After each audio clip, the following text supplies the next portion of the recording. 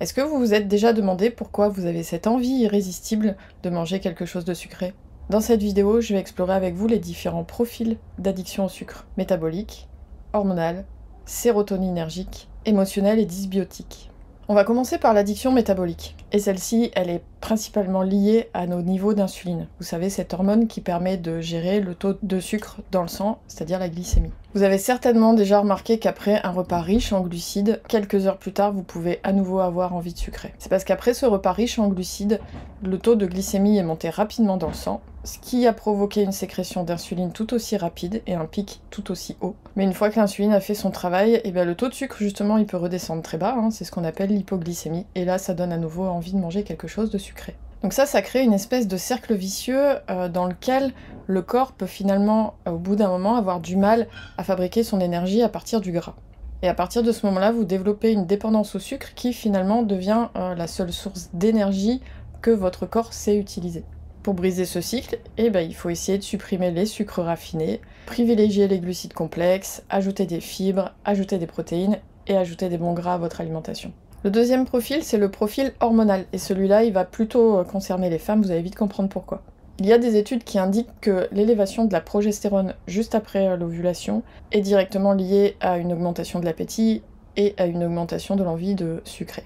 Pour les œstrogènes, eux, c'est leur diminution juste avant le cycle qui peut aussi générer des fringales alimentaires. Donc vous l'avez compris, ce sont les variations hormonales pendant le cycle de la femme qui peuvent influencer les pulsions alimentaires et les envies de sucre. Donc pour ça, il est conseillé de maintenir évidemment une alimentation équilibrée tout au long du cycle et d'inclure des aliments riches en magnésium, riches en oméga 3 qui aident à stabiliser l'humeur et qui aident aussi à réduire les fringales. Ce qui peut aussi se passer en phase prémenstruelle, c'est que les niveaux de progestérone, on l'a vu, augmentent tandis que ceux des œstrogènes diminuent. Et ça peut aussi entraîner une baisse de la sérotonine. Et ça va nous amener directement à la troisième cause d'addiction au sucre, qui est la cause sérotoninergique. Vous le savez, la sérotonine, c'est souvent appelé l'hormone du bonheur. Et lorsque les niveaux de sérotonine sont bas, pour une raison ou pour une autre, ça peut être lié au syndrome prémenstruel, ça peut aussi être lié à une carence en tryptophane, par exemple. Donc quand ces niveaux de sérotonine sont bas, on peut ressentir une envie intense de manger quelque chose de sucré. Pourquoi? Parce qu'il y a des mécanismes biochimiques dans le corps qui font que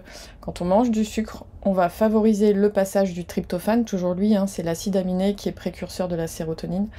On va favoriser son passage à travers la barrière hémato-encéphalique pour arriver dans le cerveau. Et donc si on n'a pas assez de sérotonine, le corps, il va tout faire pour que justement on favorise la synthèse de celle-ci. Et ce qui peut indiquer que vous êtes dans ce profil-là, c'est typiquement les envies de sucre le soir. Parce que la sérotonine, c'est aussi le neurotransmetteur qui est à l'origine de la mélatonine. La mélatonine, c'est l'hormone du sommeil. C'est l'hormone qui fait que vous allez vous endormir et rester endormi. Donc pas de sérotonine, pas assez de mélatonine, mauvais sommeil. Fragale de sucre le soir. Donc là pareil, pour s'en sortir, c'est important de mettre en place des moyens naturels pour produire plus de sérotonine. À savoir faire de l'exercice, s'exposer à la lumière du jour et consommer des aliments qui sont riches en tryptophane, ce fameux acide aminé. C'est-à-dire les œufs, les noix, particulièrement la noix de cajou d'ailleurs, les bananes par exemple. Les envies de sucre, elles peuvent aussi être liée à une carence en dopamine. La dopamine, on en parle beaucoup, c'est l'hormone de la motivation. La dopamine, elle est associée au système de récompense dans le cerveau, à la motivation et au plaisir. Et quand vous consommez du sucre, évidemment que ça fait plaisir, on est tous d'accord là-dessus. Et donc ça déclenche une libération de dopamine par effet plaisir-récompense. Et ça, c'est une sensation de plaisir et de bien-être immédiat. Le problème, c'est que c'est un effet de courte durée. Plus on consomme du sucre pour avoir ces pics de dopamine, plus le cerveau s'habitue à cette stimulation. Donc après, c'est la cascade. Vous allez avoir besoin de plus en plus de sucre pour ressentir les mêmes effets. Et c'est là que ça va créer un cycle de dépendance. Pour faire un petit aparté là-dessus, c'est exactement la même chose avec les réseaux sociaux. Quand on scrolle comme ça, c'est parce qu'on cherche des pics de dopamine. Et le problème, c'est que plus on scrolle, plus on a ce phénomène d'accoutumance avec les shoots de dopamine qui arrivent de moins en moins souvent et on a besoin de d'autant plus scroller. C'est un autre type d'addiction aussi. Donc pour rompre ces cycles, il faut trouver d'autres sources de plaisir et de satisfaction. Vous pouvez faire de l'exercice physique, avoir des interactions sociales, des activités créatives. Tout ça aussi, ça va stimuler la dopamine de manière plus saine et plus équilibrée. Le quatrième profil, c'est l'addiction émotionnelle. Et celle-là, c'est probablement la plus courante. Ici, le sucre devient un réconfort suite à une émotion qui peut paraître désagréable. On va chercher dans le sucre à apaiser une contrariété, un stress, de la tristesse, de la peur aussi, de l'ennui par exemple. Ce que j'entends moi souvent c'est je suis rentrée du travail, j'avais envie de me récompenser ou j'avais envie de décompresser, du coup j'ai mangé un bout de fromage, un carré de chocolat, un morceau de gâteau.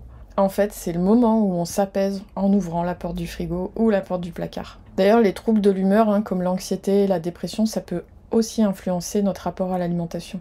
En fait, ce qu'on cherche quand on consomme quelque chose de sucré dans ces circonstances-là, c'est un soulagement temporaire à nos symptômes émotionnels. En fait, ce qu'il faut comprendre dans ce moment-là, c'est que si la faim n'est pas le problème, manger n'est pas la solution. Et là, ce qu'il va falloir essayer de faire, c'est identifier les déclencheurs de cette alimentation, quelle émotion m'a donné envie de manger. Et il va falloir justement trouver quelle est la réponse à cette émotion autre que de manger. Ce qui est important en fait, c'est de comprendre ce que votre émotion vous dit, le besoin qu'elle traduit, et à partir de là, trouver comment répondre à ce besoin autrement qu'en mangeant. Par exemple, vous vous sentez triste, vous avez besoin de réconfort. Le réconfort, vous pouvez le trouver par exemple dans un câlin à votre enfant ou avec vos animaux. Vous pouvez trouver du réconfort aussi avec un bain chaud, un massage, etc. Et le 5e profil, ça va être le profil dysbiotique. Là, c'est peut-être moins connu, mais ça peut être une vraie cause de dépendance au sucre. Et là, ça va être souvent lié à ce qu'on appelle une candidose intestinale, c'est-à-dire une prolifération du champignon Candida albicans dans l'intestin. Le Candida albicans, c'est un champignon qui se nourrit de sucre. Et le problème, c'est que plus on consomme de sucre, plus il se développe, et plus il nous donne envie de manger du sucre. Là encore, c'est un vrai cercle vicieux. Donc là, cette fois, il va vraiment falloir suivre un régime pauvre en sucre, sucre raffiné et glucides, tout type de sucre. Et puis, il va falloir aller restaurer l'équilibre de la flore intestinale. Là, ça peut être assez complexe. Ça peut être avec des produits naturels, ça peut aussi être avec des médicaments. Là, il va vraiment falloir consulter un professionnel de santé pour adapter le traitement à votre cas. Donc là, je vous ai parlé des 5 profils d'addiction au sucre. Vous pouvez vous retrouver évidemment dans plusieurs profils, mais il y a certains autres facteurs aussi qu'il va falloir prendre en compte, notamment les habitudes alimentaires et l'environnement. Par exemple, si vous avez été exposé précocement au sucre, c'est-à-dire pendant l'enfance. Moi, j'ai déjà vu des biberons avec de la grenadine dedans. J'ai déjà vu aussi des biberons avec du coca dedans. Oui, ça pourra choquer certains, mais je l'ai vu. Et bah ça va influencer les préférences alimentaires à long terme. Les enfants qui sont exposés régulièrement au sucre peuvent développer une dépendance plus forte au sucre en grandissant. Et ça rejoint ce que j'appelle l'environnement alimentaire, c'est-à-dire que si vous avez des paquets de bonbons, des paquets de biscuits dans vos placards, si tout ça c'est facilement accessible, évidemment que ça va augmenter le risque de consommation excessive de sucre. Et puis il peut aussi y avoir des facteurs génétiques et épigénétiques qui vont influencer cette dépendance au sucre. Génétique parce qu'il y a certaines personnes, on sait, qui vont être prédisposées à des préférences pour le sucre ou à une réponse plus forte aux stimuli sucrés. Il peut y avoir aussi des variations génétiques dans les récepteurs à la dopamine et aux autres neurotransmetteurs comme la sérotonine. Et tout ça, ça va évidemment influencer les comportements alimentaires. Mais par-dessus tout ça, faut pas oublier qu'il y a l'épigénétique. Et l'épigénétique, ça nous dit justement que nos facteurs environnementaux, dont l'alimentation fait partie, vont influencer justement cette expression génétique. Et ça peut modifier l'expression des gènes liés à la régulation de l'appétit et au métabolisme. Ça peut les réguler à la hausse ou à la baisse, dans les deux sens. Et donc ça peut affecter de manière positive ou négative notre addiction au sucre. Donc quel que soit votre profil d'addiction au sucre, quelle que soit votre génétique, il est toujours possible de reprendre le contrôle en identifiant la source de votre envie de sucre et en ayant toujours un mode de vie équilibré. En tout cas, si cette vidéo vous a plu, n'hésitez pas à la liker, n'hésitez pas à la partager, n'hésitez pas à vous abonner, activer la cloche pour ne rien rater de mes prochaines vidéos. Moi en tout cas, je vous dis à la semaine prochaine, et d'ici là, soyez douce avec vous-même.